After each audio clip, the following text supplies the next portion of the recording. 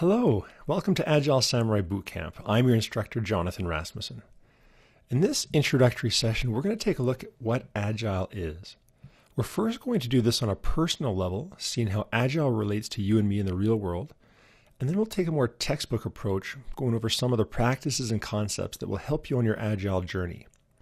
We will then debunk some Agile myths, review 3 popular Agile methods, and then conclude with 3 simple truths which, once accepted, will enable you to avoid much of the drama and dysfunction we traditionally see on software projects.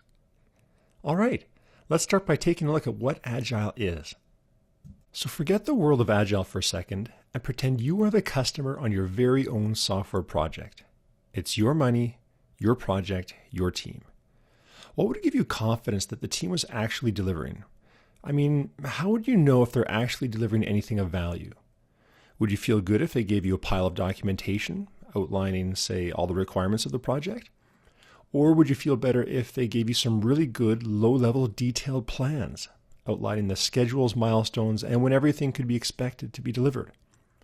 Or would you feel better if every week the team showed up and demoed to you working software consisting of features you've asked for, built, tested, and ready to be deployed into production?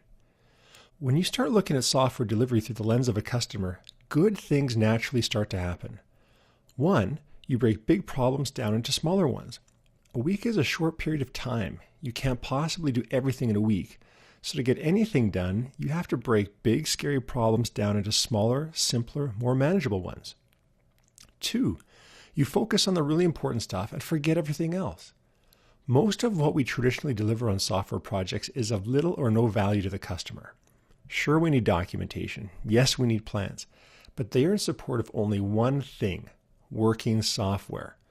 By delivering something of value every week, you're forced to get lean and drop anything that doesn't add value. As a result, you travel lighter and only take what you need.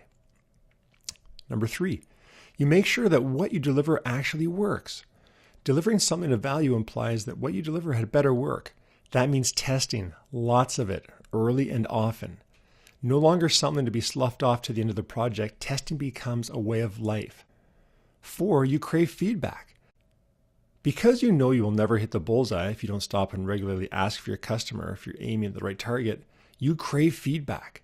Feedback is the headlight that cuts through the fog and keeps you on the road as you're barreling down the highway at 100 miles per hour. Without it, your customer loses the ability to steer, and you end up in the ditch. And number 5, you change course when necessary, because stuff happens. What was really important one week can be irrelevant the next. If you blindly follow a plan, you won't be able to roll with the punches when they come. So when reality messes with your plan, you change your plan, not reality. And finally, you become accountable. When you commit to delivering something of value every week and showing your customer how you've spent their money, you start to own things. You own quality because you don't want to deliver a crappy product. You own the schedule because you know they're counting on you to tell them when they can expect things to be done. You set expectations and you spend the money as if it were your own. Now, none of this has anything to do with Agile, and yet it has everything to do with Agile, because this is basically how Agile software delivery works. We show up every week, we show our customers how we've spent their money through working software, and we make sure it's ready to go to production. So one way to think about Agile is the delivery of working software every couple weeks. And here's another. How do you deal with the problem of having too much to do and not enough time? What do you do when you have too much to do and not enough time? Like, let's say you've got a really busy weekend coming up. You already know you aren't going to be able to get everything done on your list, and you're starting to feel a bit overwhelmed. What do you do? Well, if you're like most of us, you start by making a list.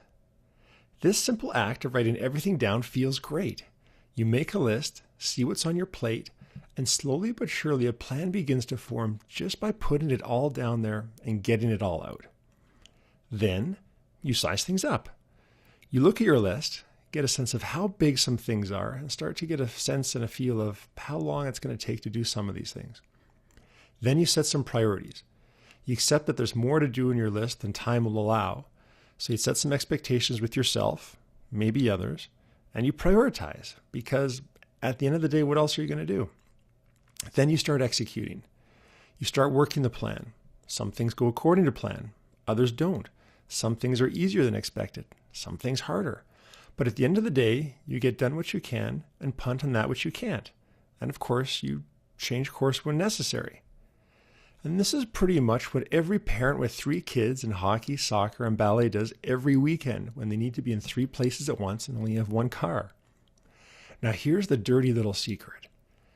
We pretty much do exactly the same thing in Agile, only instead of tasks, guesses, and to-do lists, we use fancier names like master story lists, estimates, and user stories. This is Agile Planning 101. If you understand how to make lists, set priorities, and change course when things don't go according to plan, you pretty much get everything there is to understand about Agile planning. And that's the point of this intro. You already are Agile. You already understand how this works. All I'm going to do in this course is show you how to apply these simple everyday concepts to the creation of software. Now I know what you're thinking. It can't be this simple. In the real world, there's budgets to be met, commitments to be made, and promises to be kept. And I get that. But don't worry, we're going to cover all that, and I'm going to show you how to set and manage expectations so you and your team are able to work this way. But for now, just get that you already are Agile, you know how this works, and we're simply going to fill in some details.